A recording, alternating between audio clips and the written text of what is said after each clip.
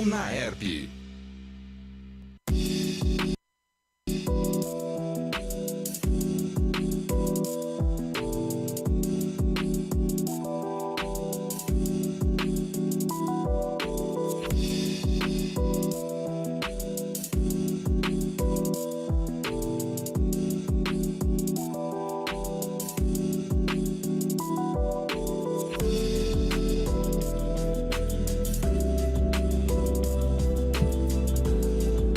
Memória da Comunicação. A história viva da comunicação em Ribeirão Preto. Olá, ouvinte que nos acompanha na rádio Unaerp, pelo site unaerp.com.br, no canal do YouTube, Facebook, Twitter, Rádio Unaerp. Esse é o Memória da Comunicação de Ribeirão Preto, um projeto dedicado ao registro da comunicação da cidade, coordenado pelo professor Gil Santiago e no audiovisual Pedro Violante. Eu sou Tainá Reis, estudante do curso de jornalismo. Estou aqui com Júlia Duarte, Mel Silva e Vitória Cabrini. Para apresentar nossos entrevistados, Vitória Cabrini. Eu sou a Vitória Cabrini e estamos aqui hoje com Douglas Intrabartolo, que há 50 anos se dedica ao jornalismo e à fotografia e construiu uma carreira registrando momentos importantes de Ribeirão Preto e da região. Durante sua carreira profissional, trabalhou na assessoria de imprensa da Prefeitura de Ribeirão Preto, além de jornais como O Globo, Folha de São Paulo e Veja. Junto com ele, sua esposa e também jornalista, Ivete Lira, se graduou em jornalismo pela Unaerp e se especializou em gestão de responsabilidade social pela Fundação Getúlio Vargas. Ivete consolidou uma trajetória marcada pela assessoria de imprensa, comunicação institucional e pela atuação em projetos sociais e voluntários. Trabalhou em instituições como o Grupo São Lucas, Unimed de Ribeirão Preto e a Maternidade Sinhá Junqueira. Casados desde 1980, eles acompanharam as transformações da comunicação e ajudaram a contar parte da história da cidade através das lentes, das palavras e do compromisso com informação. Sejam bem-vindos, Douglas e Ivete. Boa noite. Boa noite. Boa noite. Dia 13 de maio. É um prazer estar aqui com vocês para a gente compartilhar ideias e lembrar de coisas interessantes que aconteceram durante a nossa carreira. A gente que agradece a presença de vocês. Boa noite, pessoal. Como o Douglas falou, as coisas mudaram muito da época em que a gente começou a exercer o jornalismo, né? Então, eu acho que vai ter, assim, boas histórias nesse período que a gente vai estar compartilhando com vocês. Com certeza. Bom, olá, Douglas. Olá, Ivete. Eu sou Júlia Duarte. E, para abrir a entrevista, vocês poderiam falar como se conheceram? Claro. Acho que eu conheci a história Vamos de lá. vocês. Nós dois moramos na Vila Tibério, né? Na verdade, eu sou de Natal, Rio Grande do Norte, e meu pai foi transferido para Ribeirão na década de 60, no final da década de 60. E aí nós fomos morar na Vila Tibério. O Douglas ele já morava na Vila Tibério, que ele nasceu aqui. E aí a gente se conheceu. E a gente se conheceu numa festa que antigamente a gente não saía do bairro, igual é hoje, todo mundo vai para a cidade, vai para shopping. Não tinha shopping. Então, aos finais de semana, a gente fazia um negócio que chama Brinca, que nada mais é do que uma musiquinha, um bailinho no alpendre da casa de alguém. Isso lá na década de 70. E aí a gente se conheceu numa dessas festinhas. Essa festa aconteceu a 2 quarteirões da minha casa e a 4 quarteirões da casa dele. Então, a gente era muito próximo. Apesar de a gente morar muito próximo, a gente só foi se conhecer nesse dia, que foi em fevereiro de 1976. Foi uma maravilha, porque eu cheguei naquela festa, eu sempre sou um cara muito amoroso e tal. E ao chegar lá, a festa tinha luz negra, então você só via a maioria dos dentes, assim, e tinha ponche também na festa. Então, era ponche, que era cidra com maçã e tal, uma bebida para ficar bem tontinho, né? E aí eu notei uma singela figura muito linda perto ali no local, e aí eu fui, né? Tentei chegar perto dela, mas eu fiquei meio tímido. E aí ela chegou em mim. Mulher precisa ter iniciativa, segurança, gente, né? Lógico. Tem que saber o que é. Tanto é que eu escolhi bem, então mais 50 anos. Que bom. Inclusive trabalhando junto, né, gente? Isso também trabalha junto, vive junto, cria filho junto, somos avós. Então, assim, é muita coisa nesses 50 anos. É porque as pessoas trabalham, né? E vão se encontrar à noite, né? E o nosso acordo é, a gente acorda de manhã, tal, trabalha junto o dia inteiro. E à noite ainda continua junto, mas a gente não discute mais esse trabalho. Então, é separado. Chega das 18 horas, bom, então agora vamos conversar. E é uma vida muito interessante, porque era uma pessoa muito divertida, brava também. Então... Ela é brava, mas... Você já viu baixinha que não é brava, gente? Não existe. Um homem que não tem a mulher brava para ajudar e uns boletos para pagar, não é homem, uai. E nordestino ainda, então piora o negócio. Douglas e Ivete, eu sou Mel Silva. E, Douglas, eu gostaria de saber como você trabalha com fotojornalismo há 50 anos, como foi o início da sua carreira nessa área? Meu pai era sapateiro e ele conheceu um fotógrafo, o nome dele era Kiyoki Shikata. E ele era conhecido em Ribeirão Preto como Kazu, e ele tinha uma empresa na Rua Visconde Inhamuma 548, ao lado do cartório. E eu fui trabalhar lá, por intermédio do meu pai pediu e tal, né? Porque no início, antes, eu era sapateiro. Eu comecei a trabalhar com meu pai com 6 anos de idade. Aí, na sequência, ele me encaminhou lá para o Cazu e eu acabei trabalhando com fotografia no Cazu. Eu iniciei na área social, tá? E, na sequência, como eu trabalhava perto do jornal Diário de Notícias, que era da igreja, aí eu fui trabalhar lá na área de jornalismo. E a parte social também com o Sebastião Silva, que era um jornalista antigo Colunista social. Colunista social bem antigo de Ribeirão Preto. E foi muito interessante, que dali eu já parti para o Jornal Diário, que era do Marcelino Romano Machado, e lá conheci Jarbas Cunha, Rosana Zaidan, Sidney Quartier, gente, o Rubens Zaidan. Eu tive a sorte de trabalhar com a Nata, Zé Fernando Chiavenato, Wilson Tony. Eu tive a sorte de trabalhar com verdadeiros mestres, inclusive na fotografia, que está o Júlio Cian, né, o Joel Cian. Aliás, isso foi uma grande bênção na minha vida, porque o que eles me mostraram é uma coisa inédita, assim, tipo, para mim era tudo inédito, porque eles foram muito generosos, né? E, paralelamente a isso, ao jornalismo, eu fazia eventos sociais também, casamento, aniversário, batizado, porque a fotografia, ela é uma atividade essencialmente para quem gosta de gente. Você tem que gostar de gente. Então, você tem o contato, troca de ideias. Porque, na verdade, eu não faço fotografia para mim. Eu faço para as pessoas. Eu faço para a história. Então, quando eu estou num evento trabalhando, eu tenho que ter um olhar, assim, de documentarista. E isso inclui, em muitas vezes, não interferir nas cenas e tal. E tem até casos engraçados, que eu posso contar de vocês aqui, por exemplo. O jornalismo é muito dirigido, né? Por exemplo, o dono do jornal gosta de alguém ou não. Então, se você quer aparecer numa foto do jornal, não fique na ponta, porque você pode ser cortado. E, às vezes, eles deixavam tão à mostra isso, e para irritar a pessoa, que a pessoa saía de costas no espelho e de frente não estava na foto. Então, era muito interessante. A famosa liberdade de empresa. Vocês aprendem liberdade de imprensa, mas na prática, liberdade de empresa. Entendeu? Porque, na verdade, você chega no evento, a grande pergunta é, vão falar bem ou mal? Porque tem todos os lados no mesmo evento. Verdade. Sim. E você comentou, né, sobre você trabalhar com jornalismo. E como que era a estrutura desse jornal? A circulação, a editoria? Bom, eu poderia te afirmar com certeza que nós somos do tempo jurássico, porque a gente trabalhou com linotipo. Você já ouviu falar disso? Sim, fizemos um trabalho. Linotipo, as letras iam caindo assim, aí formava uma linha de chumbo. Aliás, as pessoas ficavam até doentes por causa daquele... por causa do chumbo que entrava no pulmão e tal. Então, a gente passou por várias fases do jornalismo. O Fusca cabeça branca. Os ampliadores de foto eram tudo com banho químico.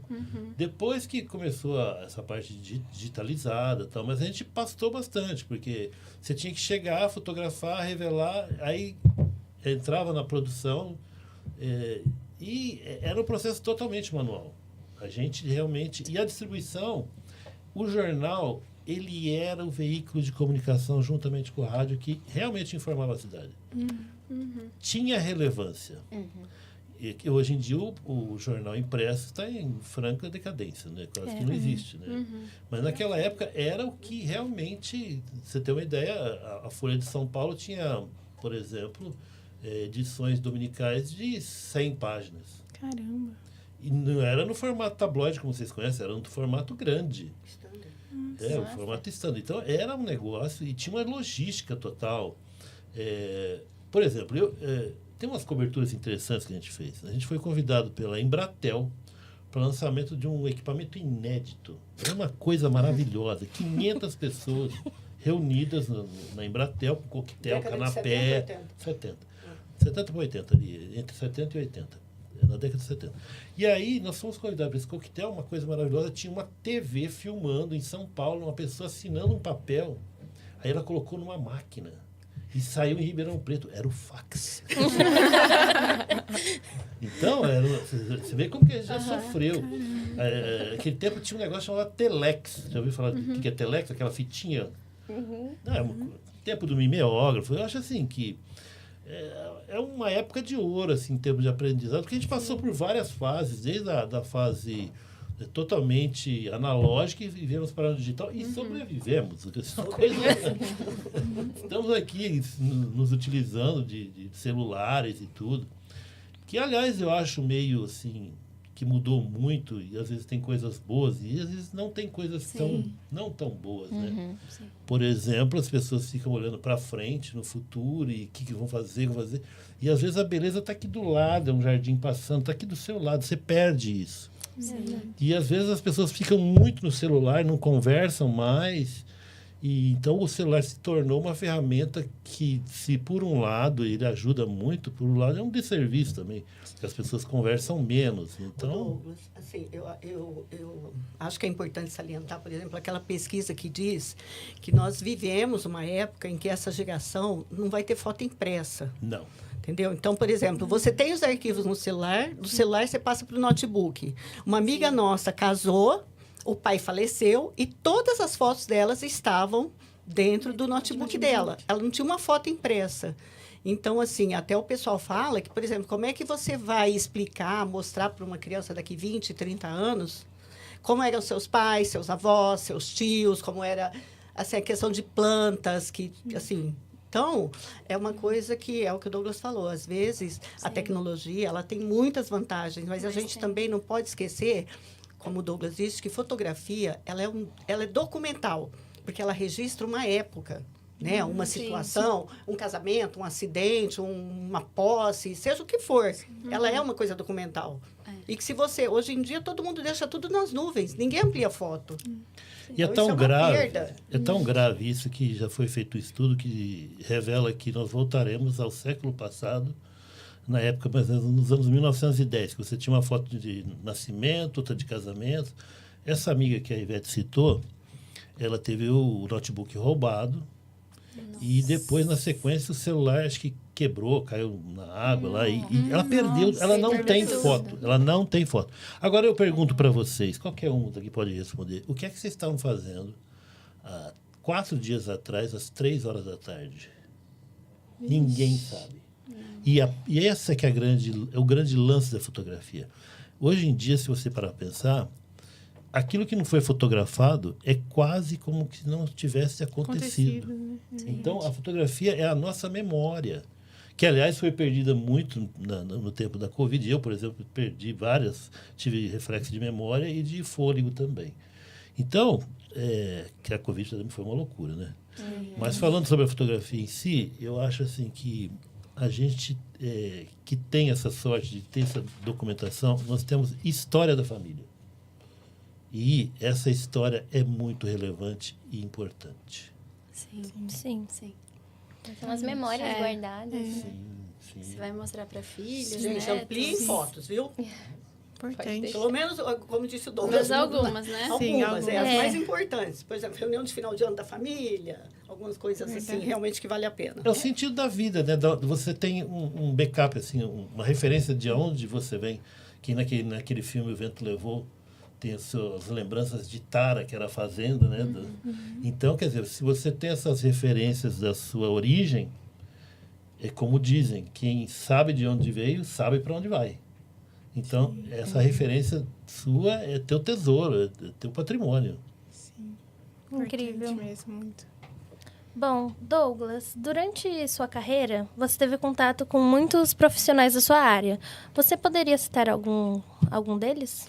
Tem vários, mas vários. Eu vou citar alguns assim, com medo de errar, assim, de esquecer de alguém, porque... Enfim, eu poderia dizer que o meu primeiro mestre foi o João Weber Antloga. Ele era fotógrafo lá no Fotorama, do Cazu. Tá? Depois teve o José Doramir Batista, na sequência. Depois teve o Júlio Cian, que é de uma generosidade. Ele compartilha conhecimento, assim, porque a fotografia é uma coisa interessante. Eu posso aprender junto com você, mas eu não vou fazer igual a você. Sim. Porque a fotografia, ela é uma coletânea de experiências e vivências pessoais. Então, o mesmo evento que eu vou fotografar, você não faz igual a eu, por causa da sua carga. Tá? Então, ele compartilhava isso com alegria. Então, tinha o Paulo Scanelli, tinha o Joel Cian, Rubens Menezes, Osmar Cardes. Osmar Cardes, bem lembrado, Osmar Ferrari. Cardes, o Ferrari. Nossa, gente de um tempo assim que era muito gostoso, porque eu tinha um combinado também com um fotógrafo falecido que ninguém às vezes cita ainda, mas o nome dele era Orestes Lopes de Camargo Neto. Ele era filho do dono do jornal Cidade e ele era o fotógrafo de lá. E a gente tinha um combinado, que ele ficava num gol no futebol e eu no outro. Quem pegasse um ao lado do outro, trocava com o outro no meio da noite. Então, às vezes, a Jornal Cidade era na São Sebastião e o Diário era na América Brasileira. A gente se encontrava no meio do caminho, trocava foto e cada um ia para o lado e entregava. já não E bateu. ninguém falava para os editores. Era com acordo lá. Eu dava um corte ali, alguma coisa. Então, Pra não sair igualzinho. e o Orestes, e o Neto foi muito cedo, né? Ele sofreu um acidente de moto, infelizmente faleceu. Mas era uma figura assim. Davi Cordeiro, fotógrafo Davi. também. Não, uma pessoa ímpar, assim. Davi é uma amizade que leva para toda a vida. Então, essas pessoas é que fizeram a nossa época uma época de ouro, que havia camaradagem. Essa é a palavra, camaradagem. Camaradagem. As pessoas se ajudavam. Tinha furo? Tinha furo. Às vezes tinha hora que você não podia dar para o amigo, mas quando era comum, então aí a gente se trocava figurinha, como a gente diria, né? Nossa, Hoje que ainda bacana. tem, mas menos, né? Bem mesmo. Bem menos. É que, na Difícil, verdade, antigamente, as empresas, elas não interferiam no seu trabalho. Hoje em dia, as empresas, principalmente a questão da parte comercial, elas acabam interferindo no trabalho do jornalista. Eu estava até nós encontramos o Guilherme ali no corredor, né? E a gente estava falando, ele estava falando da aula e tal. Aí a gente estava falando que antigamente, por exemplo, aí chegou um menino que é professor da publicidade, eu nem sei quem é. Aí ele estava falando, nossa, a gente que tem o dinheiro. Então, antigamente, por exemplo, eu já fiz matérias que caíram. 2 laudas caíram porque o comercial vendeu aquele espaço. Então, antigamente, não tinha assim, 10%, 20% do comercial. Era assim, o que vendeu, deu 6 horas da tarde, vendeu, cai a matéria. Nossa. E você tinha que, depois, dar de cara com o entrevistado, né? E depois caiu, não sai mais. Aí já ficava fria, não saía mais aquilo. Então, assim, hoje em dia, acho que o negócio é mais controlado, né? Tem uma porcentagem que você pode vender ou não. E como todos sabem, matéria é perecível. Amanhã morreu. Não tem mais. Verdade. Na maioria dos casos, sim. Não vira calhau mais. É o tempo, nosso tempo. Nós estamos falando de tempo, Não, né? De você sabe o que é antigamente. calhau, Eu né? estou me sentindo meio velho aqui, né? Você sabe o que é calhau? Não, explica para elas o que é calhau. O calhau é aquela matéria que entra quando não tem publicidade. Entendi. Entendi. E, aliás, você tem vários tipos de calhau, né? Tem o calhau receitinha de bolo, tem o calhau dica de cinema, entendeu? Então, Mas comportamento, sobrou, aí cultura, vamos encaixar esse aqui, isso tal, é e do corta calhau. umas linhas tal, e vai. Aí quando vendia o jornal inteiro, caía as matérias boas também. Além do calhau. Nossa. Caramba. Ivete, nós sabemos que você graduou em jornalismo na UNAERP. sim. Conta um pouquinho pra gente como foi estudar aqui e a sua formação. Então, eu sou da 10ª turma, a gente começou aqui em 89, nos formamos em 92.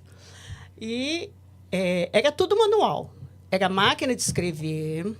A gente tinha um professor que a gente fazia editoração no papel riscado com régua e lápis. Só que, assim, era muito bacana. A gente fazia muitos passeios, a gente fazia muitas matérias externas. Legal. Então, por exemplo, tinha uma amiga que tinha um Fusca, a Adriana, e a gente entrava em 5, 6 naquele Fusca para fazer matérias pela cidade. A gente fazia pauta, a gente fazia tudo. Os professores só falavam, ó, vocês têm que fazer uma matéria até tal dia. Então, por exemplo, e também uma coisa que era muito legal, isso eu não esqueço, vai me marcar pro resto da vida. Tinha uma professora de sociologia que ela chamava Marta. Aí chegou um dia na sala, minha turma começou com mais ou menos uns 80 alunos. Se formaram 11. Caramba. Se formaram diferença 11. de hoje em dia. E fora, porque alguns ficaram DP, outros mudaram de curso, mas que realmente formaram nos 4 anos foram 11. E a gente tinha uma professora que chamava Martinha. Fumava, que era uma beleza. Era 2 maços na aula. Nossa. E ela chegou no primeiro, porque naquela época de sexta-feira, ninguém assistia aula. Tinha uns carrinhos de lanche, umas cervejinhas aqui nos barzinhos aí da esquina. Ninguém frequentava a faculdade, a turma, a nossa sala, ninguém vinha de sexta-feira. E a Marta dava aula de sexta-feira. Aula dupla. Nossa. Depois das 9. Aí, o que ela falou? O primeiro dia de aula, ela falou, olha, gente, o negócio é o seguinte. Eu não exijo a presença de ninguém aqui. Tá aqui a bibliografia, só que é o seguinte, dia de prova, eu vou cobrar. Então, aqui, ó, isso aqui é tudo que vocês têm que estudar. Vocês não precisam vir. Só que no dia da prova, vai cair isso referente a isso aqui. Então, eu achei aquilo, assim, de uma liberdade e, ao mesmo tempo, de uma autorresponsabilidade. Sim. Sim, Entendeu? Total. Ela já delegou logo no comecinho de que, ó, você não quer vir? Tudo bem, eu sei que vocês são um barzinho e tal, só que no dia da minha matéria, vocês têm que estar com o negócio na ponta da língua. Sim. Então, isso é uma coisa que me marcou muito. E a gente tinha uma professora também muito bacana, que era a Cida Galli, que era professora de português, né, de língua portuguesa, de redação. Ela dava acho que umas 3 matérias. E ela era, assim, de uma generosidade, só que ela fazia a gente fazer redação todo dia. Meu Deus. Nossa Senhora. Tinha que fazer aula de redação. Tinha que fazer redação. Ela entrava, hoje nós vamos falar sobre banana. Vai você fazer uma redação. Hoje nós vamos falar sobre Nunca o mesmo alegria. assunto. Então, assim, na época, eu achava aquilo um porre. Mas aí, depois que você vai aprendendo... Você vê que é e você vai importante, precisando né? usar de artimanhas que você fala, cara, como que eu vou fazer uma matéria desse... Entendeu? Sim. Aí você vai vendo que existe, sim, existem possibilidades, existem vários ângulos que você pode explorar. Isso só foi possível por causa daquelas aulas chatas lá, né? Que a gente não gostava muito. Então, assim, eu tenho, assim, uma gratidão enorme pela UNAERP. Foi um curso, assim, que eu gostei muito de ter feito. E a gente, da turma que formou, a gente tem amizade até hoje. O ano que vem, a gente vai comemorar os 35 anos de formados em Poços de Caldas. Nossa, que É, legal. a gente se encontra todo ano, no comecinho de abril. E, assim, é uma delícia, porque cada um foi para o mercado. Eu, por exemplo, eu sempre fiz assessoria. No primeiro ano de faculdade, eu já comecei a fazer assessoria. Então, eu aposentei agora em 2023. Então, foram muitos anos, né, de assessoria de imprensa. Mas tem gente que foi apresentar programa de TV, tem gente que virou escritor. Eu Várias estou falando áreas, sempre dos né? 11 que formaram, tá? Que é com os quais a Sim. gente mantém contato até hoje. E a UNAERP é uma fase muito boa da minha vida. E uma coisa interessante, assim, que na época, os 4 anos, o Douglas, e a gente tem um filho, que é o Douglinhas, eles vinham me trazer, que a gente morava no Sumarezinho, eles vinham me trazer todos os dias, iam para a academia e voltavam. Então, 9 horas eles estavam aqui. No dia da formatura, a Cida Galli, a Vanete e a Martinha falaram que eles tinham que receber um diploma, porque eles vieram os 4 anos junto comigo, entendeu? Porque como a gente morava longe, então, para economizar, eles iam para a academia e voltavam. E todo mundo da sala conhecia, inclusive nosso filho tem amizade com esse pessoal também.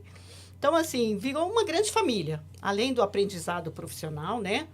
Mas, assim, o lado humano também foi muito, muito importante. Muito legal que a gente tenta manter, Manter o são os contato, colegas, né? manter Que o contato. bacana. Que bacana. Eu fui isso. testemunha, é Legal. verdade.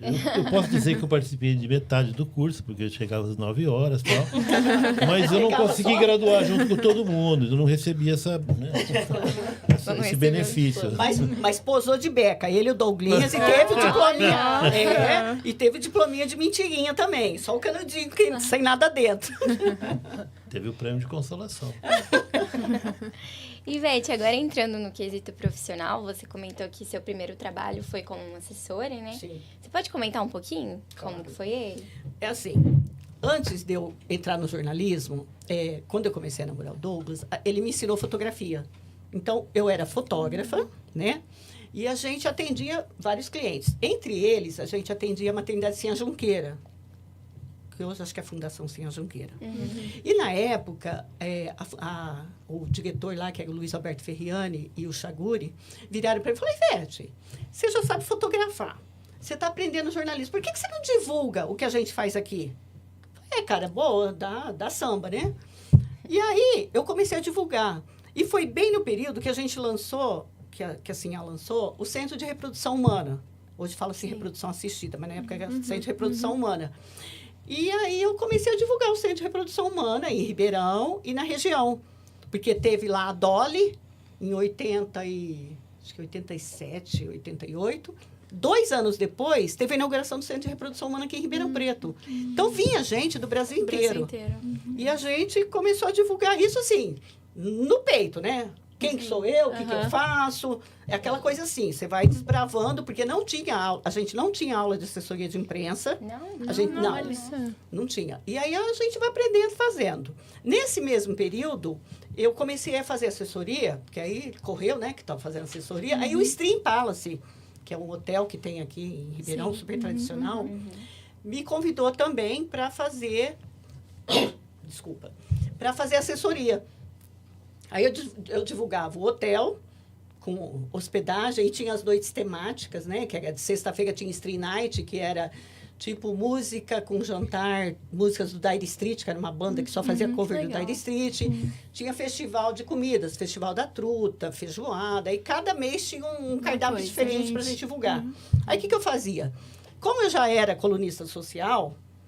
E eu tinha o mailing da APACOS, que é a Associação Paulista dos Colunistas Sociais, e a gente tinha um trato. Eu divulgo pelo menos 2 notinhas suas e você divulga a minha. Então, assim, era um grupo, tinha 70 colunistas sociais e cada um tinha que divulgar pelo menos 2 notinhas dos colegas no meio do que você divulgava. Isso foi muito legal. Porque aí você vai aprendendo, né? Porque antigamente, para ser colunista, você não precisava ser jornalista. Então, você vai aprendendo... A Sinha foi crescendo e eu acabei ficando 6 anos na maternidade Sinha Junqueira e 6 anos no Stream. Então, assim, foi uma experiência muito legal. Paralela à faculdade, eu ia aprendendo na faculdade e aprendendo na prática, fazendo... E foi muito legal, foi muito produtivo para ambos. Que bacana. Nossa, Na muito sequência, legal. ela já assumiu a assessoria de imprensa da Unimed Olha. e do Tênis Country Club. O Tênis Country Club também. E do Shopping Santa Úrsula. Olha! Na verdade, nós fomos convidados pelo Jaime Almeida, que era o dono do Shopping Santa Úrsula, quando eles compraram o terreno do Colégio Santa Úrsula. Então, nós pegamos desde a fundação, Até a a gente inauguração. pegou até a inauguração, ainda ficamos 2 anos depois da inauguração. Então, tinha um jornalzinho mensal, que a gente divulgava os próprios lojistas. Então, cada mês fazia-se um perfil do lojista, de várias coisas. Tinha matérias de comportamento, né? Então, mas era muito legal, porque tinha, assim, uma receptividade muito bacana, porque era uma coisa nova, né? Então, o pessoal não estava acostumado. Mas tinha uma particularidade na colunista Ivete Lira. Não vai contar. Ela não gostava de ir em eventos, entendeu? Não gosto até hoje. Então, o que ela fazia? Ela pedia para eu pegar os dados brutos, assim, e tal. E eu fazia as fotografias e entregava para ela. Eu fazia ela um videozinho fazia- pra ele, ó, Aí- o que é, como é, né? Aí ela fazia a coluna na revista Expressão, né? Não, antes da Expressão teve o Verdade. Teve, O verdade. jornal Verdade. Nossa, tá falando verdade também. É. Não, e o jornal do Dudu também. É o Metrópolis. Metrópolis, Primeiro, eu fui colunista do Metrópolis, que eu fiquei lá 7 anos.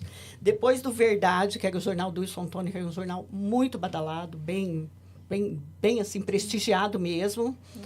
E depois teve A coluna Expressão, da a revista revista Expressão. Expressão, onde eu fiquei 12 anos. Aí depois não eu parei. sabia. Mas é o que o Douglas falou, eu era uma colunista, assim, antissocial. Eu recebia os convites, que eram muitos, selecionava quais eram importantes, legais, assim, que eu achava. Aí ele ia com uma pautinha, ó. Aí eu falava para ele, ó, vê quem é, o que está acontecendo, entendeu? Aí ele pegava as informações adicionais, tirava foto lá dos bam. Eu falava, ó, se tiver tal pessoa, se a Vitória estiver lá, você tira a foto da Vitória. Ó, Vitória, hein? se a Esquece da Bel estiver lá, Vitória, hein? entendeu? Então ele tirava dessas pessoas que eu já pré-definia. Se não tivesse, tirava de quem tivesse e trazia identificado. Porque a Ivete sempre foi de bastidores, né? Ela nunca quis saber de televisão, por exemplo. Então, ela queria ser radialista É verdade. e como colunista, ela só ficava na retaguarda também. Ela gosta de escrever, mas não gosta de aparecer. E também nem sempre, né? Também. Tem gente que prefere ficar por trás, Por trás, não precisa né? só aparecer Os bastidores também, são mais né? interessantes, entendeu? A gente, por exemplo, o Douglas ainda até que gosta de dar entrevista, mas eu já recebi muitas propostas de entrevistas, mas eu achava assim, que jornalista, eu tenho que fazer a notícia, eu não posso ser a notícia. Aí é uma coisa de critério meu. Entendeu? É uma coisa que eu acredito. Agora que eu aposentei, eu posso falar, porque agora ninguém vai me cobrar nada. Aí você veio por causa do Gil e agora também, é experiência, né? É difícil Gil falar falou não que era pro Gil, rádio. né? O Gil falou que era rádio, né, gente? Eu não sabia que tinha essa câmerazinha. Mas está sendo muito legal, viu, Que gente? Muito bacana. obrigada. E voltando um pouco no início da sua carreira, teve alguma produção, assim, que te marcou, que você cobriu? O assim? primeiro bebê de proveta. Na verdade, assim, o Dr. Franco, que era esse cara que veio lá de Londres, lá da Inglaterra, que criou esse centro de reprodução humana aqui na maternidade de Junqueira, ele fez o primeiro bebê de proveta. Olha, me dá vontade de chorar. Porque, gente, vocês não têm noção. Existiam muitos casais querendo ter filho. Não sei se vocês sabem, mas 2% da população, isso era lá, né? Não sei hoje como é que está. Hoje deve ter aumentado. Eu isso. acho que aumentou. 2% da população não consegue engravidar no período normal, que seriam 2 anos de convivência, né? De relação sexual e tal. Sim. E aí, o que aconteceu? O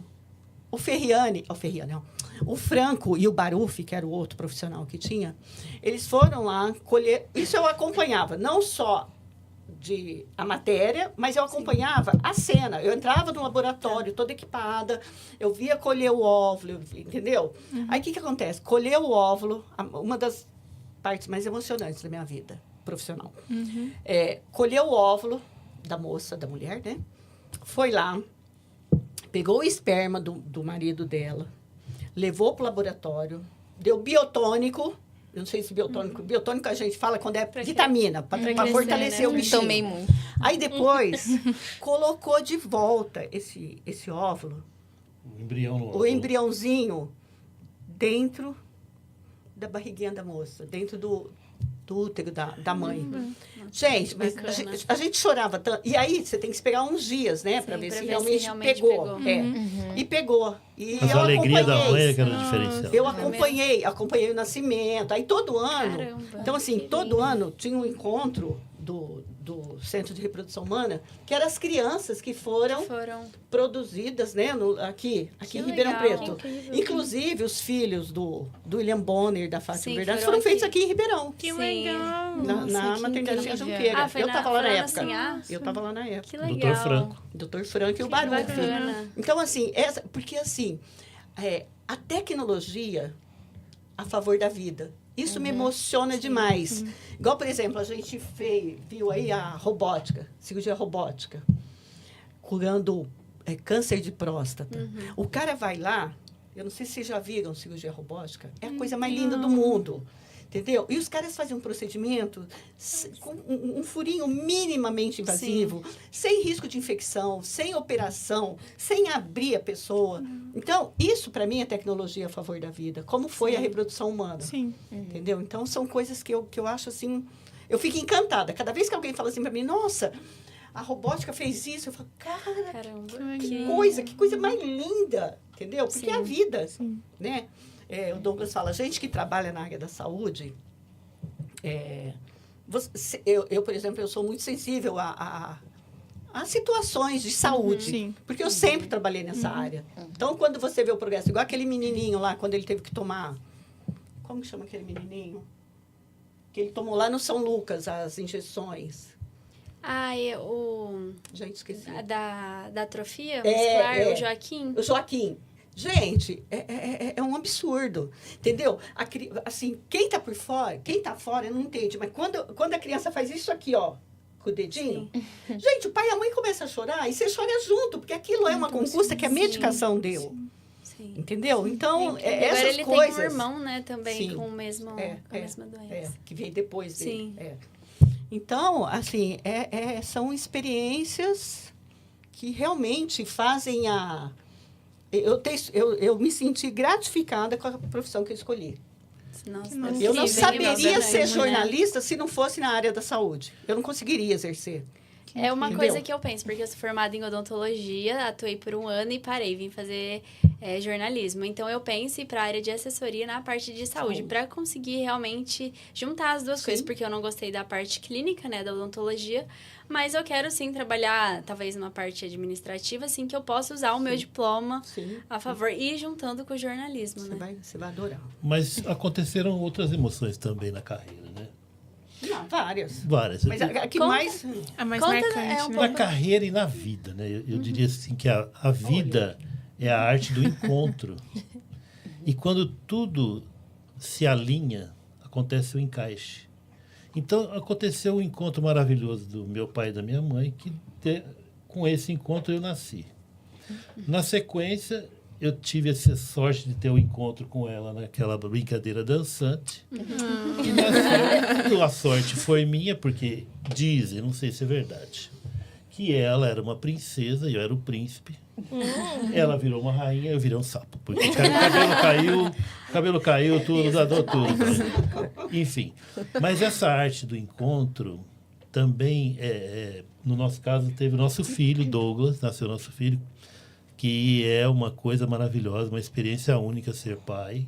Então, para mim, hoje inclusive eu trabalho com ele hoje e nós temos uma relação muito próxima, Douglas Weber Intrabartolo. E essa arte do encontro que eu estou citando para vocês é como que fosse a luz no arco-íris, quando bate e sob as condições certas, o arco-íris acontece e o milagre vem.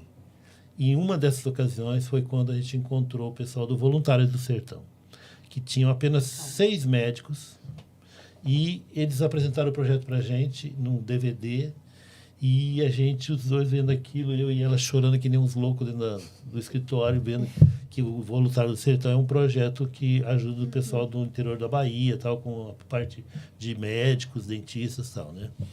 E a gente abraçou essa causa, e na 8ª edição, né? Já deu spoiler, pronto. E aí, Vamos voltar aqui. o que acontece? Quando a gente tem essa oportunidade de ser voluntário, porque quem ganha mais é o voluntário do que, às vezes, a pessoa que é atendida, você tem contato com uma outra realidade. Então, a gente teve essa oportunidade de ser voluntário no projeto Voluntário do Sertão, e de 5 médicos, nós deixamos lá, tinha mais de 200, né? Nossa. Mais de 200. Então, o que aconteceu? A gente... porque qual que é o objetivo da vida, né? Se você não puder fazer diferença na vida de alguém. Porque, na verdade, eu creio muito que o amor é que move o mundo. Sim. As pessoas boas são em maior número do que as ruins. Não é essas notícias que você vê por aí. Morte, isso dá notícia, mas a verdade é que os bons são em maior quantidade. Então, ela está pedindo para falar, então pode falar. Tô tocada. E conta alguma cobertura sua que te marcou lá no início da carreira, assim, alguma fotografia, algum evento?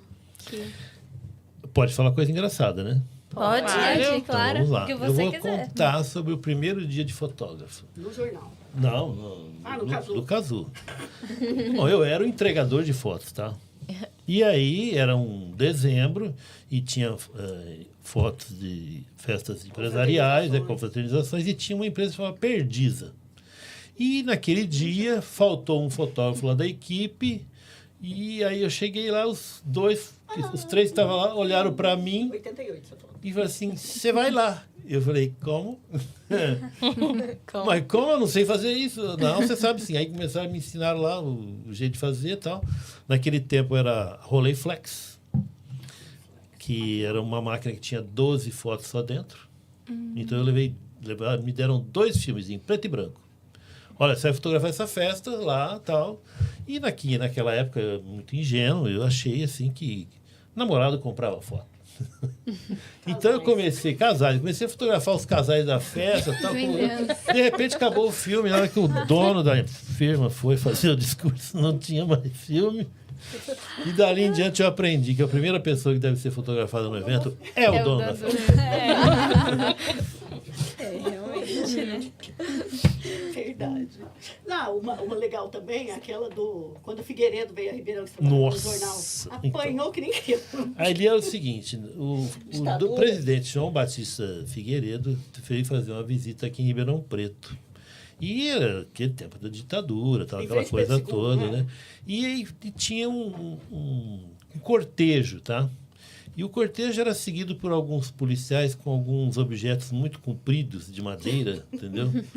E quem não se enquadrasse nas condições lá que eles achavam que seriam ideais, entendeu? Recebia uma pequena massagem, entendeu? E a gente percebeu que o negócio estava ficando feio e todo mundo, os jornalistas acabaram correndo para o teto da Câmara Municipal de Ribeirão Preto, que era em frente à agência do Banco Itaú, na Duque de Caxias, com a Barão do Amazonas. E aí, a gente estava lá em cima e começou a fotografar aquilo. Aí chegou um dos policiais lá e apontou para a gente. Aí todo mundo se escondeu e tentar correr dos caras, porque, na verdade, era um tempo estranho, né? Mas acabamos não sendo pegos, né? Aliás, em 64, eu tive a primeira lembrança das manifestações que ocorriam, né? Porque minha tia foi me levar para a casa da minha avó, que era ali perto, na São Sebastião, e aí eu fui pular para trás da bicicleta e cortei a perna. Foi a minha primeira lembrança de ditadura, assim, foi aquilo lá. A marca eu tenho até hoje. Douglas, e qual cobertura ou projeto você fez perceber... vocês perceberam o impacto do trabalho de vocês na vida das pessoas? Foi esse trabalho, aliás, os trabalhos voluntários que a gente faz, né?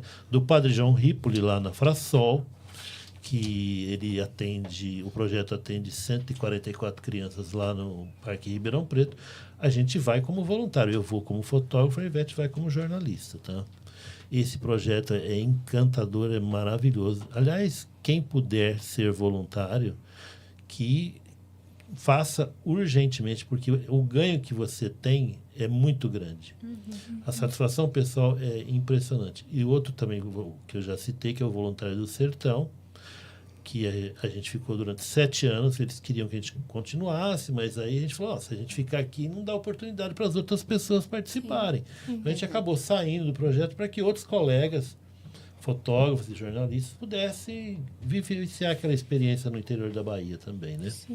E também o projeto que a Ivete participou, tem 2, inclusive, um foi Ouvidores de Histórias, da Mariana Jabali, que ela ia em hospital, em asilo, ouvir histórias dos velhinhos, tal, do pessoal doente.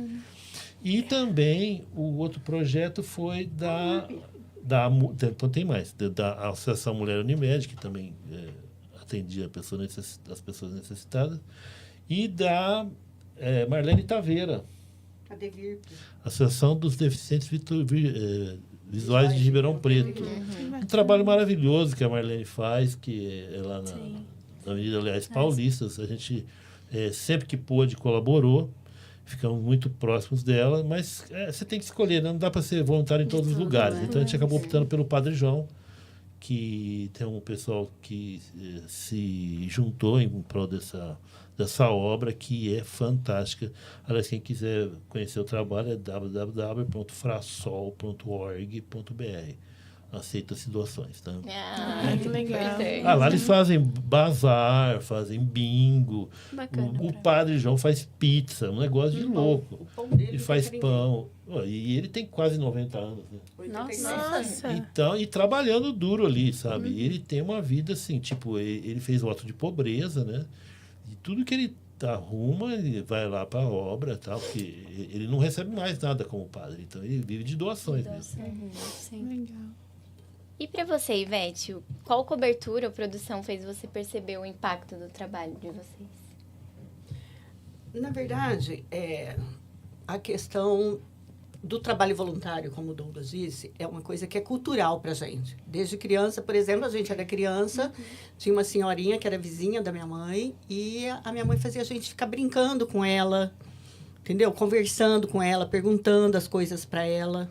Eu, na época, não entendia, né? Lógico, eu queria 7 anos, a mãe falava, pergunta para ela como é que faz bolinho, pergunta para ela a historinha lá de como é que ela casou, não sei o quê.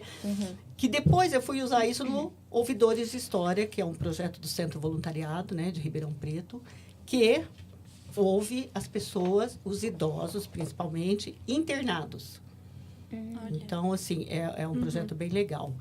Mas, você perguntou o que marcou mais a minha vida, a minha carreira? Eu acho que, assim, tudo. Eu acho que tudo, assim, para mim é importante. Mas, principalmente, usar a minha profissão, por exemplo, no Voluntários do Sertão. Usar o meu conhecimento para divulgar e trazer mais pessoas para uma causa. Sim. Eu acho que isso é você conseguir, através da sua profissão, mobilizar pessoas, né, para um determinado assunto. Sim. Que eu acho que porque não adianta você só noticiar alguma coisa, aquilo tem que ter um retorno, tem que ter alguma continuidade. Sim. A notícia por notícia, para mim, não vale. Entendeu? Então, por exemplo, eu falei para vocês que se eu não fosse jornalista na área da saúde, eu não sei o que eu seria. Por quê? Por causa de noticiar coisas que transformam a vida das pessoas, que dê continuidade, que dê esperança. Né? Então, eu acho assim, que por isso que o trabalho voluntário foi e é tão forte na nossa vida. Porque, além da profissão, é uma coisa que a gente cresceu, Sim. né? Sim. Com essa necessidade. Por exemplo, igual o Douglas falou, tem uma época que você tem que escolher. Né? Porque Quais hoje em dia a você gente está aposentado, a gente quer viajar, a gente tem neto, a gente tem pais idosos, tal, né? Então, você tem menos tempo de se dedicar aos de fora. Você tem que voltar mais para dentro. Então, a gente acabou optando mais, como o Douglas disse, pela Frasol.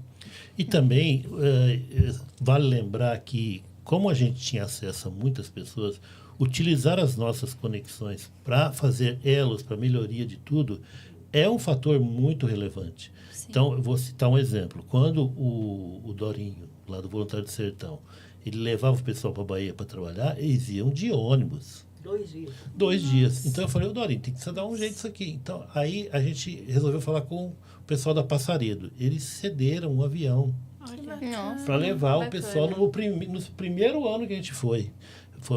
No primeiro ano a gente conseguiu 32 médicos, né? Olha. E eles foram dentro do avião. E a gente estava dentro É que também. na época, como eu sempre trabalhei na área da saúde, então eu trabalhava, por exemplo, na época, para a Unimed, que é um plano de saúde, e trabalhava para o Grupo São Lucas, que são 3 hospitais.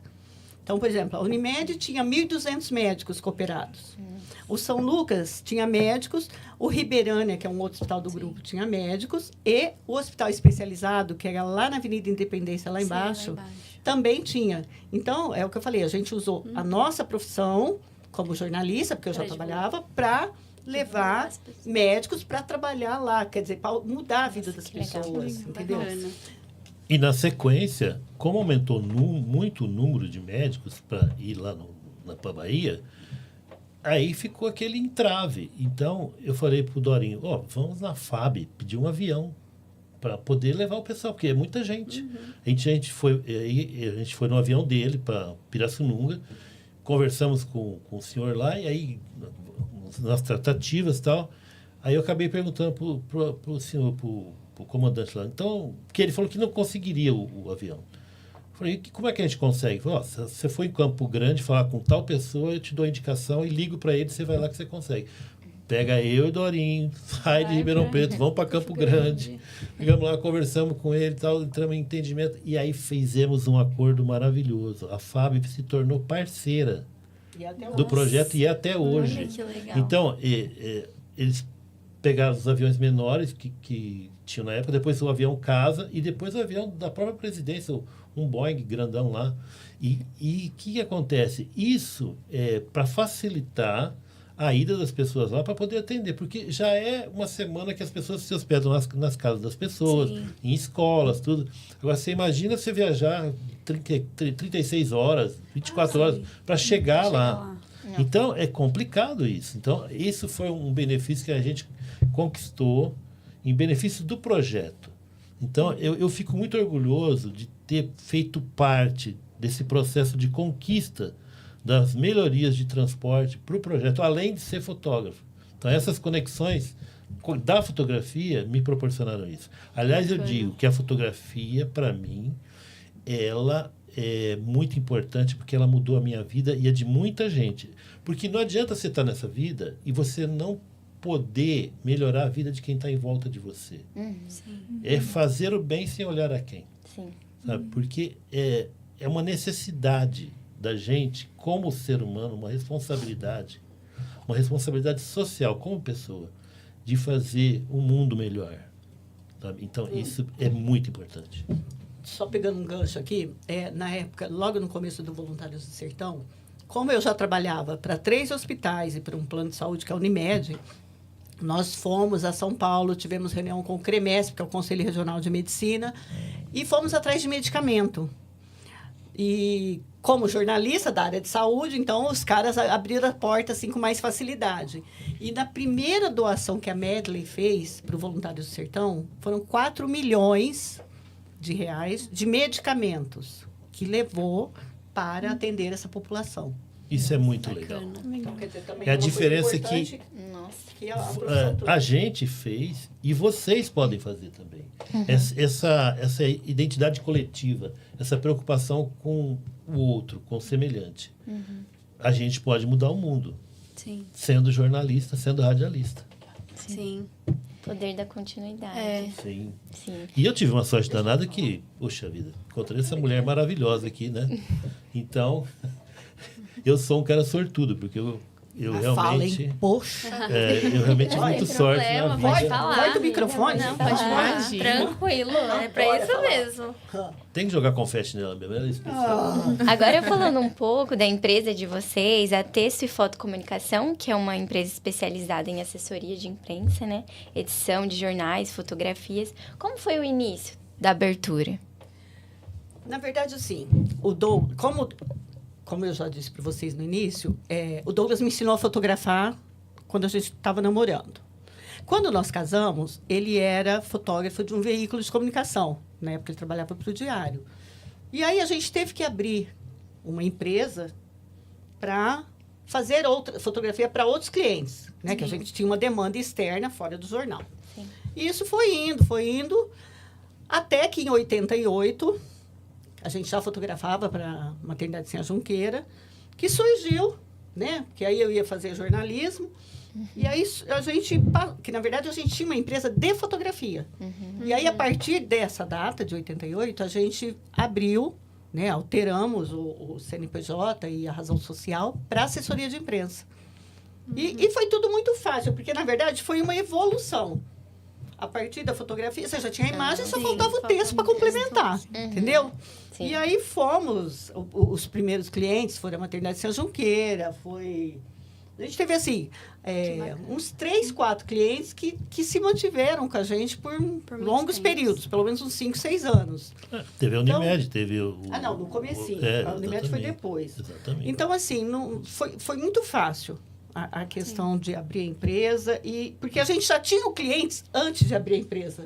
Foi uma necessidade alterar para poder cobrar, receber, se adaptar para poder cumprir, né, a legislação. Lembrando que, como todos sabem, na hierarquia do jornalismo, né, a editora manda no fotógrafo. Então, no caso, eu sou o subalterno.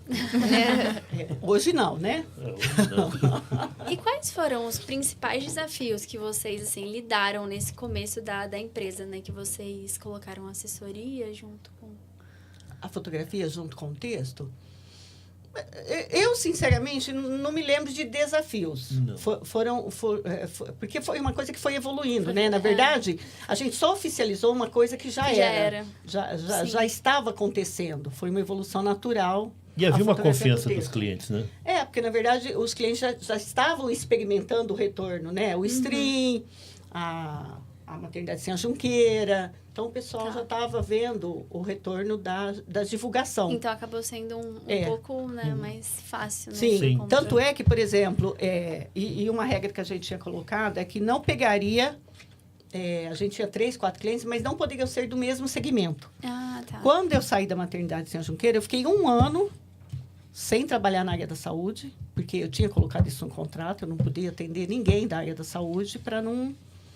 Tá. Choque de interesse, né? Para não dar choque de interesse. Aí, depois de 1 ano, é que eu fui contratada pela Unimed, que já tinha me feito a proposta. Ah, tá. Mas eles Só que- esperaram até eu cumprir essa cláusula contratual. Nossa, olha E que quando, bacana. e quando esperar. o São Lucas nos contratou, você fez uma consulta para a Unimed se não havia conflito, se poderia ser e tal. Porque na época que a gente foi contratado... Primeiro eu fui contratada pela Unimed, que era um plano de saúde, e o São Lucas era rede credenciada. Todos os hospitais de Ribeirão eram rede credenciada da Unimed.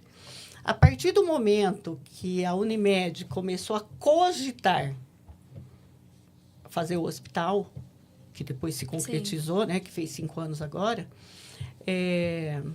aí eu tive que Falar com o Dr. falar Humberto, com o Dr. né? Humberto, que era o presidente da Unimed, que tinha, na época, né, Mas, no fim, também não tinha, assim, eles não fizeram restrição nenhuma, porque ia demorar. Era uma ideia que estava, assim, Sim.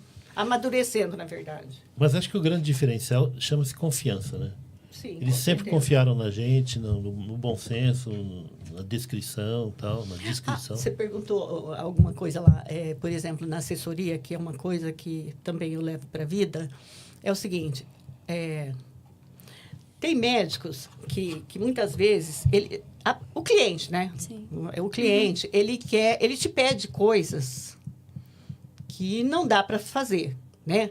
Então, eu sempre falo assim para ele, você faria, por exemplo, médico, né? Por exemplo, você é pediatra, você gostaria que eu fosse lá no seu consultório me meter na sua consulta da criança? Não.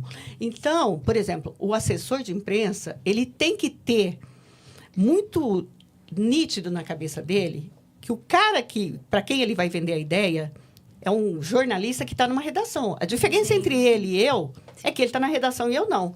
Então, eu sempre, quando eu ia divulgar qualquer coisa de qualquer cliente, eu falava assim, eu compraria isso se eu estivesse lá na redação?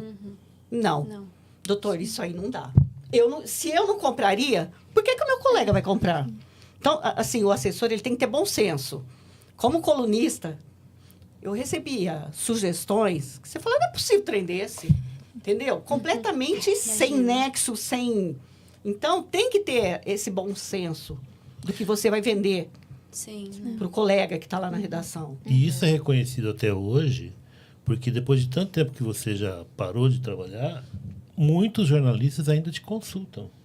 Muitos. bacana. E o pessoal, por exemplo, Não precisa falar das dele. redações, né? Eu não vou falar o nome das redações, assim, nossa, que saudade do tempo que você estava atuando, porque você era assertiva, direta e rápida. Então, Eu não sei se vocês sabem, mas, por exemplo, a televisão, principalmente a televisão, ela trabalha com limite de tempo muito grande, entendeu? E ela não tem muito calhau. Então, ela precisa. Então, por exemplo, até 2023, era assim, aconteceu um factual. O cara caiu lá no meio do campo, infartou.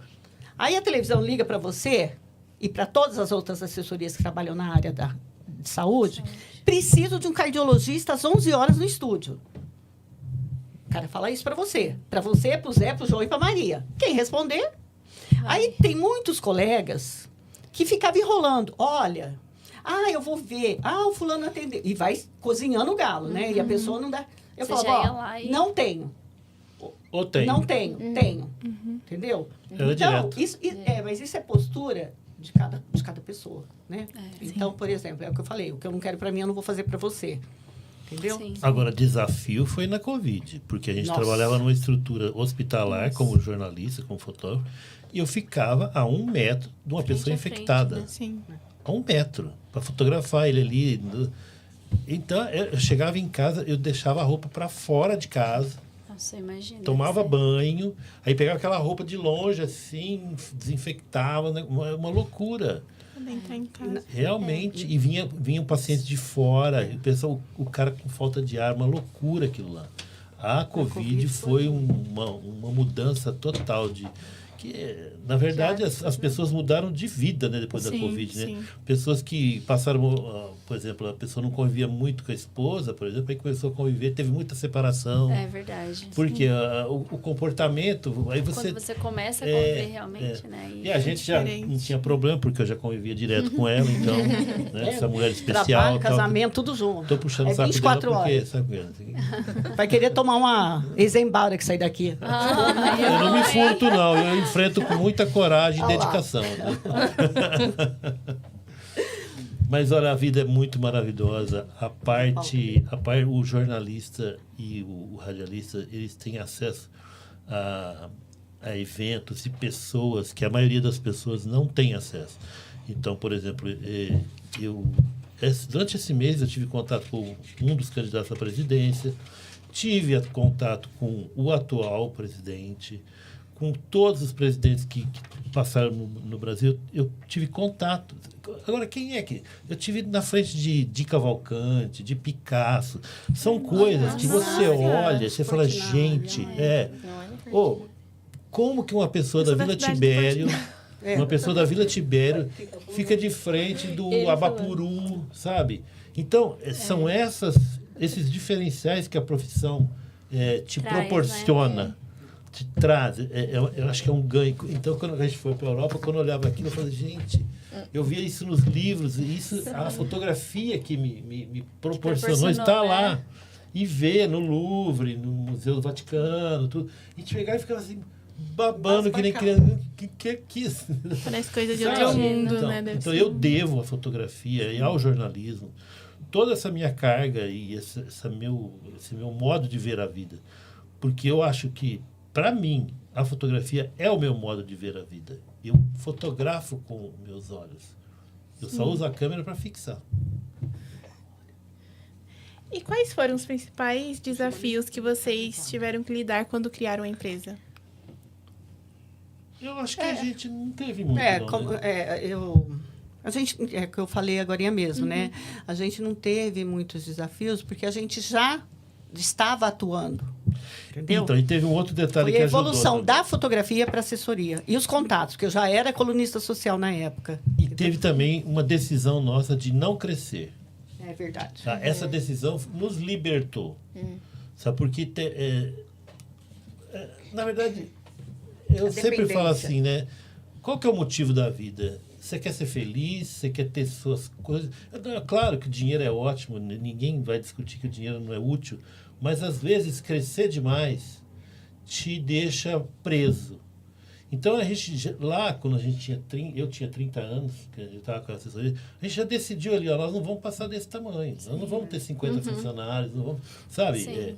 Porque a gente também quer viver. Por quê? Porque a gente você vive quer em função do sorver a trabalho, né? vida durante o percurso. Então, a gente gosta de trabalhar e gosta de se divertir também. Então, a gente viaja, trabalha, viaja. Senão só vive em Nós função do sempre- trabalho, né? Nós sempre fomos PJ, então a gente sempre viajou 3 vezes por ano. Então, por exemplo, cada 4 meses a gente chegava 10, 12, quando dava 15 dias. Entendeu? Mas sempre assim, para ter essa liberdade e essa autonomia. Não viver só do Entendeu? trabalho, Você né? não Só ficar, ali, se pegar né? no fim do ano ou ficar dependendo de outras pessoas. E em 2023 eu realizei um sonho que foi ir para o Nordeste de carro com ela. Nossa, de Aí, carro? sério, Bacana. porque que acontece? A gente foi, mas a gente foi com carinha de jornalista. Então a gente foi para conhecer o povo, sabe, a cultura, ver a lavadeira no meio do mato e conversar com ela, a marisqueira, o seu Zé que estava colhendo cacau. Então, foi um projeto que a gente ficou 34 dias no Nordeste. Nossa, que bacana. Legal. Com carro pequena, esses 1000, sabe? A gente levou material de camping, sabe? Fogão, fogareiro, cozinhava. E ela... E, na verdade, ela... eu quis proporcionar um conforto para ela. Então, eu fiz ela ir de avião até Porto Seguro. E aí, eu fui de carro. Nossa, aí, peguei ela lá no aeroporto. Ela estava toda emocionada, feliz e tal. Aquela coisa. Tava com saudade, 2 dias longe. Passou tudo. Aí, fomos até Recife. E voltamos, deixei ela em Porto Seguro. E tem uma história linda dessa, que está no YouTube. São 10 vídeos que tem desses 34 vídeos. O canal vou fazer propaganda agora, @ Então Vamos Brasil. E o nome da playlist é Expedição Nordeste. Que legal. São 10 vídeos de 10 minutos, uma coisa maravilhosa que é viver o povo. Não é aquele passeio turístico que o cara te leva na barraca e você vai conhecer gente de Brasília, do Rio Grande do Sul, do Tocantins. Não, você vai ali, né, conhecendo o forró, onde o garçom... Onde é que você vai no forró que você vai? Vamos nele. Então, sabe, não é aquela coisa engessada que é o... Legal, muito legal. E vocês comentou que vocês têm muita experiência na área de assessoria de imprensa, né? E a gente gostaria de saber como vocês mantinham um relacionamento com as fontes e com os jornalistas. Com transparência e verdade. Se um jornalista não tiver essa transparência e trabalhar com a verdade, ele não vai ter fonte. Sim. E ele não vai ter o outro lado para ouvir essa fonte, né? Então, a gente sempre trabalhou com, por exemplo, com tecnologia na saúde, que é uma coisa que sempre... Porque, na verdade, a área da saúde, eu tive a sorte de entender isso depois, que a área da saúde, para você trabalhar como assessoria de imprensa, ela é serviço, ela não é um produto. Porque ela está sempre se renovando, sempre tem alguma coisa interessante. Por exemplo, eu fazia pauta semanal. Então, toda semana eu tinha um assunto para jogar. Porque eu pegava o calendário da saúde... mais as minhas fontes. Eu nunca pegaria, por exemplo, um ortopedista para falar sobre um outro assunto. Entendeu? Então, sempre, por exemplo, eu fazia uma lista de voluntários dentro da instituição que eu trabalhava. Então, por exemplo, você é ortopedista, me liste 3 assuntos que você domina, que você fala bem, que você domina, e que tem alguma coisa a trazer de novidade. Então, em cima dessas fontes, eu fazia as pautas. E aí é que eu vendia essa pauta para o colega. Olha, por exemplo, eu tenho uma pauta de um pediatra que fala sobre imunização. Então, por exemplo, saiu a vacina contra sei lá o quê, entendeu? Aí eu pegava esse cara para falar sobre os benefícios dessa vacina, para que ela servia, quem podia tomar, etc. e tal, e o grau de cobertura daquilo. Entendeu? Então, sempre uma prestação de serviço e trazendo aquilo como novidade. E, de preferência, alcance de todos, que tenha sempre disponível no SUS. Que bacana. E havia um detalhe interessante, que a Ivete conversava com o médico antes para transformar a linguagem técnica dele acessível a quem assistiu o programa, assistia a entrevista e tal. Então, esse contato que ela tinha antes, essa preparação, não era comum. Porque o comum é, vamos levar o médico lá no aí o cara fala tudo, lá ninguém entende nada. A patologia do canica... A Ivete fazia esse contato com o médico, orientava antes, e ele chegava lá e não, eu falava assim pro cara, eu te pergunto, por exemplo, o que é isso aqui? O que é isso? Não. Fala para leigo. Eu sou leiga. Eu tenho que entender, porque senão quem estiver ouvindo não vai entender. Você não está falando para iguais. Então, isso na assessoria é muito importante também. Entendeu? Você adequar a linguagem para o leigo, para o mais acessível, mais coloquial possível. Para que qualquer pessoa, o seu Zé que está lá com o radinho, e a pessoa que está aqui trabalhando, ela entenda o que está se falando naquele diálogo. Para ser acessível para todo mundo, né? Tem que ser. E assim, o que vocês acham que se ganhou e o que se perdeu com a chegada das tecnologias e das redes sociais? Você fala em comunicação? Isso. Tanto na fotografia quanto por exemplo, a parte geral. que eu vejo, né, como jornalista, eu penso que as redes sociais, a tecnologia, ela é muito benéfica, mas ela trouxe muita fake news. Sim. As pessoas, por exemplo, saúde. que é uma área muito crítica. Porque, é. na verdade, se você coloca alguma coisa lá, igual teve da Covid, tanta coisa que falaram, tanta besteira, e as pessoas vão acreditar naquilo. Sim. Eu vejo gente de máscara até hoje, É. entendeu? Porque a pessoa tem medo, sabe? Então, assim, as redes sociais são importantes, elas têm a sua indicação, né? Mas eu penso que uma matéria bem feita, bem elaborada, com várias fontes. A rede social, geralmente, você vê uma fonte só. Sim. Os caras nunca põem. Uma coisa importante no jornalismo, quando você vai falar sobre qualquer coisa assim mais polêmica, é você ouvir os dois lados. Sim. Entendeu? Hoje em dia não tem. É. Você é do lado A ou você é do lado B. O Brasil está muito, né, polarizado. E isso reflete em tudo, inclusive sim, nas redes nas sociais. redes, sim. E Nas esse notícias, ano né? é um ano Sim. político, É. né? Então, assim, a gente precisa ficar muito atento, checar muito o que é verdade e o que não é. E usar o bom senso, né, gente?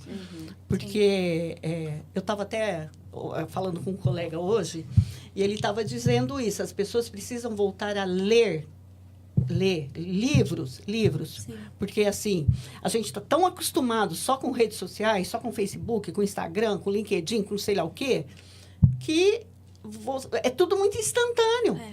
Então, você, por exemplo, você pega um livro, qualquer livro, de qualquer assunto, eu acho que ele te faz questionar as coisas.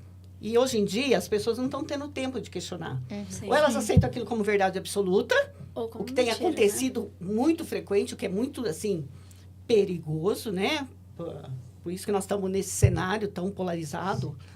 E isso é em tudo, não é só na política, Sim. né? Na saúde, em Na tudo. saúde. As pessoas estão...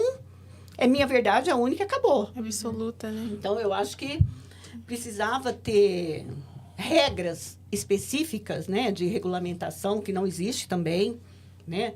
Mas não regras feitas pelo governo. Eu acho que regras feitas por pessoas da sociedade que entendem sobre aqueles assuntos, né? entendeu? Pega um sindicato jornalista, entendeu? Sobre comunicação, agências de publicidade, CONAR. Não é o governo que vai lá e dita e cumpra-se. Nossa, E a Você maioria, fica muito a maioria que tá lá com muita dentro brecha. não entende Não nada, tem né? conhecimento, Conhecimento não tem sobre conhecimento. Né? Então, eu acho que nesse Complicado. ponto é muito triste. Mas, ao mesmo tempo, também deu essa maioria um acesso da população, né? Eu acho que um acesso muito maior. Você até falou de divulgar ações voluntárias, né? Então, para essa parte foi muito boa, sim. né? Não, o que assim, você atinge um número maior de Sim, de pessoas, tanto para o pessoas, bem quanto para o mal. pro mal, Né? Agora, essa falta de regulamentação pelas pessoas que entendem desse assunto é que realmente deixa muito a desejar, na minha opinião. Agora, na fotografia, aconteceu uma evolução que a gente saiu do analógico, que era o filme, né? E, na sequência, a gente entrou nesse mundo digital. Isso também, como eu disse anteriormente, piorou essa questão de você ampliar foto, as pessoas não estão ampliando mais as fotografias, o que vai causar um hiato histórico, né? Agora, a rede social, ela realmente tem muita vantagem, é muito imediato. Você Sim. já fotografa, já publica, posta. mas também fica efêmero, né? A coisa que acontece hoje já não vale mais, amanhã é outra, não acaba nunca isso. E a tecnologia mudou de tal forma que, se você for analisar, o filme parou alguns anos atrás, não teve evolução, então você olha uma fotografia feita por filme e uma feita por celular, você fica abismado a diferença de como é melhor. Então, mascara muito.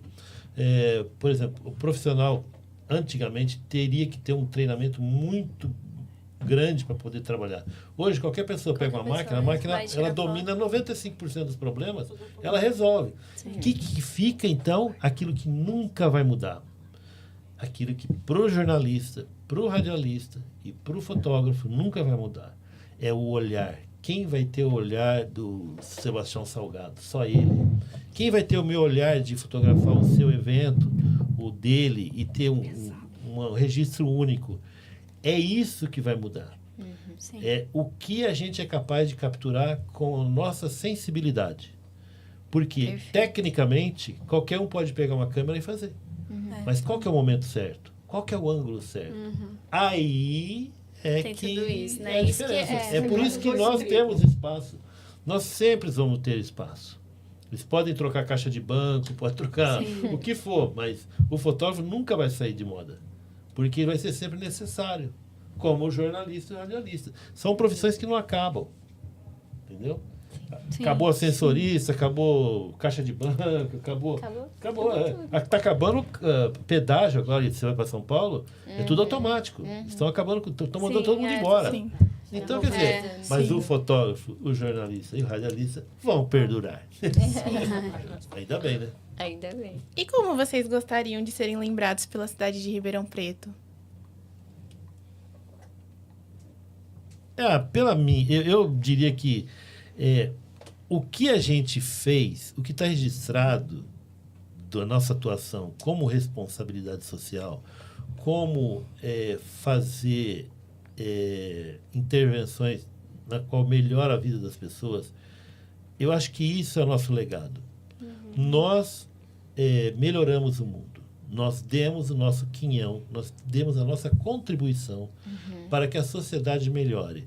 Tanto eu na preservação das histórias, tanto factuais de famílias ou histórias jornalísticas, né, como na minha atuação como voluntário em ações que promovam a melhoria de vida das pessoas, crianças, adultos, idosos, pessoas deficientes visuais. Nós colaboramos com isso. Então, essa história nossa está escrita. Para quem quiser ver, está lá. Sim. Então, essa é a nossa alegria de ter feito diferença no mundo. Porque, na minha opinião, repetindo, o amor move o mundo. Com certeza. E nós temos muito amor por tudo que fazemos. E respeito É o mais também. importante, Sim, né? com também. certeza. A Ivete quer falar? É o que deixa. Eu nunca pensei nisso, mas eu acho que eu gostaria de ser lembrada como alguém que amou o que fez, sabe? Como que gostou da vida e foi uma profissional que se dedicou e que fez tudo com muito amor. É o que o Douglas falou. E eu acho que é isso. Não tem outra maneira que eu gostaria de ser lembrada que não fosse como alguém que pode não ter feito o melhor para o mundo, mas eu fiz o melhor que eu pude. Com Eu acho que é isso. Sim, com certeza. Que bacana. Infelizmente, a entrevista do projeto Memória da Comunicação está chegando ao fim. Essa produção tem orientação do Gil Santiago e no audiovisual Pedro Cassep e Andrei Violante. Agradecemos a presença de Douglas Intrabartolo e Ivete Lira por aceitarem o nosso convite e compartilharem suas experiências na comunicação. Obrigada a você, ouvinte, que nos acompanhou nessa entrevista. Agradeço às minhas companheiras Vitória Cabrini, Mel Silva e Júlia Duarte. Esse programa está disponível no canal do YouTube, Rádio Unaerp ou pelo site Memória da Comunicação. Você acompanhou mais uma transmissão da Rádio Unaerp. Audiovisual, Andrei Violante. Assistência, Pedro Casseb. Coordenação, Gil Santiago.